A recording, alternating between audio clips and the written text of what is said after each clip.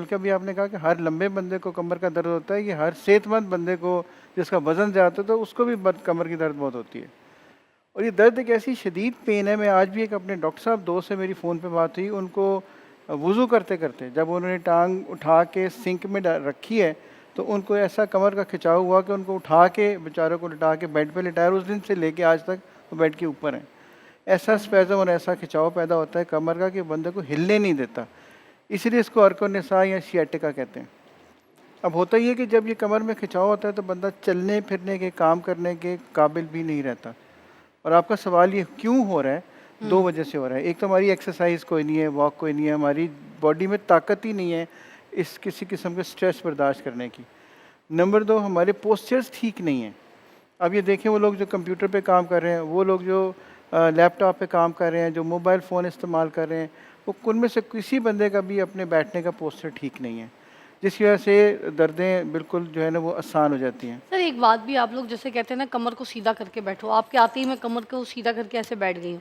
मगर समटाइम्स इतनी देर खिंचाव कर के भी ना बिल्कुल ऐसे स्टैचू की तरह बैठे-बैठे कमर में फिर तब भी थोड़ी-सी ना बड़ी अकड़-सी और बड़ी तकलीफ़-सी पैदा हो जाती है। जिन लोगों की मैं कहती हूँ हर एक को इतनी आदत तो नहीं होती। अब इतनी देर बंदा ऐसे टाइट पुतला बन के किस किस तरह से बैठे, अब ये भी मसला है। अब ज़ाहिर-सी बात है टीवी देख रहे हैं तो दिल करता है बंदा रिलैक्स इस पोज़ीशन में बैठे, ठीक है। कभी इस पोज़ीशन में बैठे, कभी बंदा यूँ बैठ जाता है। तो अब ये वाली पोज़ीशन हमें आराम भी बड़ा देती है मगर बाद में तकलीफ़ भी बहुत देती है। तो अब क्या करे बंदा, क्या इस पोज़ीशन में हम बैठ ही नहीं सकते? हमने टीवी देखना है, पोज़ीशन में नहीं रह सकते। हमने टीवी भी यूँ देखना है। Oh wow! What a movie! Oh नहीं, व्हाट आप अजीब-सा आप लगता है। आप बिल्कुल ऐसे ही बैठे, लेकिन पीछे थोड़ी-सी सपोर्ट रख लेना। अच्छा। थोड़ी-सी सपोर्ट रख लेंगी तो आपकी कमर सीधी रहेगी। देखिए, रूल यही है, बॉडी का वेट जो है वो सीधा ट्रांसफ़र होता है। जब आप बॉडी को मतलब कर्व कर देंगे। ये मेरी कुशन है, ठीक है? हाँ, अब ये मेरी हाँ, वो हाँ। है चेयर। इसको अगर आप इसको पीछे रख मैं लें, थोड़ी सपोर्ट मिल जाएगी आपको। सपोर्ट हमने इस तरीके से ये सपोर्ट ले ली, ठीक है? हाँ, कमर वाली जगह पे कमर वाली जगह के ऊपर। और हम इसको ऐसे सपोर्ट इसको दे दें, अगर आप सपोर्ट जैसे मैं बैठा हूँ पीछे सपोर्ट साथ लगी हुई है। अच्छा, हाँ, जैसे आप जैसे लोग जो ट्रैवलिंग बहुत ज़्यादा करते हैं, उनको हाँ, हमारे सिर्फ़ एक मशवरा ये होता है, चाहे वो गाड़ी में सफ़र करें, बस में सफ़र करें या जहाज़ में।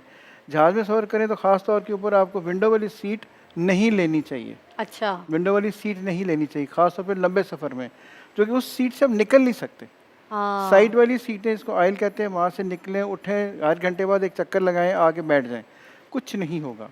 मेरे पास ठीक है। इतने पेशेंट्स आते हैं जो लॉन्ग फ्लाइट के बाद, लॉन्ग ड्राइव के बाद, चाहे वो लंबा सफ़र करें बस में, चाहे वो गाड़ी में और चाहे वो जहाज़ में, उनकी डिस्क में पेन शुरू हो जाती है, कमर में दर्द शुरू हो जाती है, वो टाँगों में जाती है और वो बढ़ते वो काम करने के काबिल भी नहीं रहते।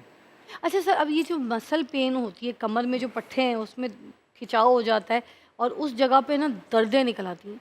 ये दर्द उस जगह पे होती क्यों है? और ये दर्द को कैसे ख़त्म करना है अब? अच्छा, दर्द की 2 वजह होती हैं।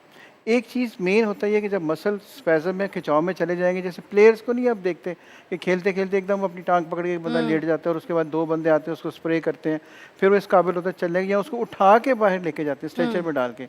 यही खिंचाव, यही स्पैज़म कमर में भी होता है। अच्छा, दूसरी जो मेन वजह होती है वो जो सियाटिका जिसको कहते हैं, कि एक डिस्क होती है 2 मोरों के दरमियान। वो हुँ, डिस्क अपनी जगह स्लिप करके जाके वो किसी नस को दबा देगी और उस नस में दर्द शुरू होगी, जो कि उस टाँग में जाएगी, चलने नहीं देगी, हिलने नहीं देगी और इतनी शदीद पेन होगी बंदा चल नहीं सकता। उसका इलाज 2-3 तरीके से करते हैं। सबसे पहले उसको डायग्नोज़ करते हैं एमआरआई करके, कि कौन-सी डिस्क स्लिप है और कितनी ज़्यादा स्लिप है। इसके फिर आम तौर पे 2-3 तरीकों से इलाज किया जाता था। पहला तो रेस्ट है। अगर आप रेस्ट करें तो बेतहाशा दर्दें, बहुत सारी दर्दें वैसे ही ठीक हो सकती हैं। अपना पोस्चर ठीक कर लें, थोड़ा-सा रेस्ट कर लें, थोड़ी-सी वॉक कर लें और आम रूटीन की दवाई खा लें। लेकिन अगर इससे ठीक ना हो तो फिर हम जो पेन मैनेजमेंट के लोग हैं, हम इसका इलाज करते हैं बगैर सर्जरी के, बगैर ऑपरेशन के, बगैर बेहोश किए। हम एक ट्रीटमेंट करते हैं जिसको ओज़ोन थेरेपी कहते हैं।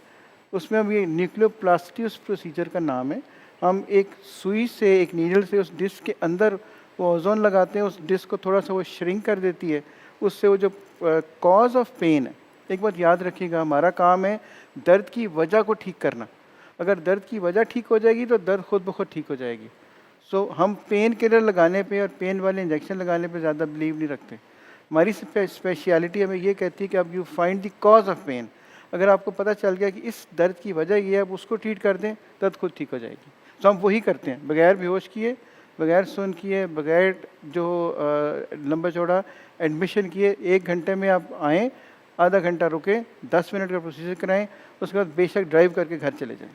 ये जो कमर में दर्द होता है डॉक्टर साहब, ये अगर मसाज करवाया जाए गरम तेल के साथ और ऑलिव ऑयल के साथ या कोई ऐसे स्पा ऑयल्स के साथ एक मसाज करवाया जाए तो क्या मसाज कारआमद होती है पेन बिल्कुल रिलीफ के कारबंद हो लिए? सकता है जी, बिल्कुल कारबंद हो सकता है। इनिशियली अगर आप एक स्टोन मसाज भी बड़ी ज़्यादा पॉपुलर है, वो तो आपको बहुत पता सारी है किस्में मलेशिया ना, वगैरह देखिए में? स्टोन मसाज का हर कोई बंदा घर में तो नहीं करा सकता, नहीं। लेकिन घर में रूटीन में अगर मसाज जो करा सकते हैं, चाहे वो ऑलिव ऑयल के साथ कर लें, किसी और तेल के साथ करें, इसमें कोई हर्ज नहीं है। ज़रूर करके देखना चाहिए। सारे घरेलू टोटके में इसके हरगिज़ खिलाफ नहीं, आजमाने चाहिए। लेकिन अगर आपको ये महसूस हो कि सब कुछ करने के बावजूद मुझे फ़र्क नहीं पड़ रहा, मुझे दर्द बढ़ गई है, चला नहीं जा रहा, टांग उठाने में प्रॉब्लम हो रही है, तो एक बात याद रखिए, 4 निशानियाँ याद रखें। अगर ज़्यादा देर खड़ा नहीं हुआ जा रहा, जैसे नमाज के लिए खड़े होते हैं, लाइन में खड़े होते हैं, किसी वजह से बिल जमा कराने खड़े होते हैं, इमिग्रेशन में नहीं खड़ा हुआ जा रहा, नंबर 2 ज़मीन पे बैठ के उठा नहीं जा रहा, जैसे नमाज पढ़ के उठते हैं या ज़मीन वाला वॉशरूम से उठते हैं, नहीं उठा जा रहा, ज़्यादा देर बैठा नहीं जा रहा, अगर 4 घंटे 3 घंटे बैठना पड़ गया और साइडें तब्दील करनी शुरू कर दी हैं, और नंबर 4 सुबह सो के उठने में प्रॉब्लम हो रही है।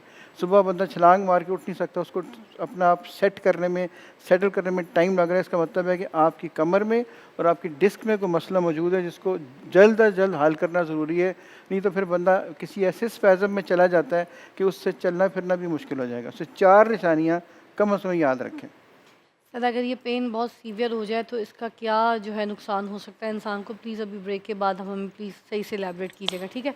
हम ब्रेक लेते हैं, ब्रेक के बाद ज्वाइन करते हैं डॉक्टर। जिम में जाते हैं, इनका होता ये है कि ये लोग बग़ैर प्रिपरेशन के किसी बड़े हीरो को देख के उनका यही ख़्याल होता है कि हम अगले 15-20 दिन के अंदर वही वाली बॉडी बना सकते हैं जो कि अगलों ने सालों में बनाई होती है। फिर ये क्या करते हैं, अगर हमारे पास ट्रेनर अच्छा ना हो, हमारा कोई वो बंदा जो कोच अच्छा ना हो, तो ये जाते सार अगर आप झटके से वज़न उठाएँगे तो वो चीज़ें आराम से वो डिस्क स्लिप कर सकती हैं। फिर मेरे पास और जो मैं घर में सबको मशवरा देना चाहूँगा, मेरे पास बहुत सारे लोग आते हैं जो पानी की बॉटल्स उठा के तो डिस्पेंसर में डालते हैं। वो एक हाँ, ऐसा घर ख़तरनाक की एंगल औरतें है। सर, घर की औरतें उठा रही जी, होती हैं बेचारी ना, कोई दुबली-पतली भी होती हैं, उनके अंदर जान नहीं होती, जब वो उठाती हैं उनको बड़ी तकलीफ़ें निकलती हैं। वो 19-20 लीटर की बॉटल है, जब उसको प्रॉपर एंगल से उठा के जब उसको घुमा के उसके ऊपर रखते हैं, तो ऐसा वो एंगल को बनता है कि पीछे कमर में दर्द शुरू हो जाती है।